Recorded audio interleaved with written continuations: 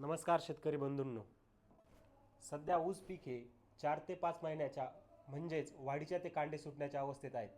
आता सर्वच विभागात जोरदार पाऊस सुरू आहे. या अवस्थेमध्ये जमिनीमध्ये खत उपलब्धतेसाठी आवश्यक ओलावापण देखील आहेत.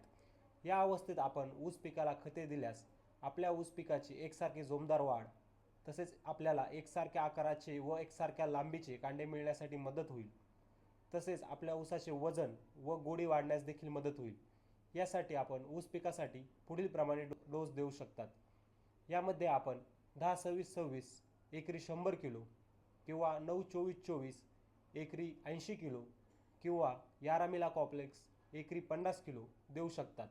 त्यासोबत urea 45 kilo, MOP 50 kilo, Atosil म्हणजेच silicon granules 25 kilo, Insta Nutri kit 53 kilo, doctor Bactos NPK granule 4 kilo व त्यासोबत doctor Bactos Pancham gold 25 kilo या प्रमाणात आपण देऊ शकतात.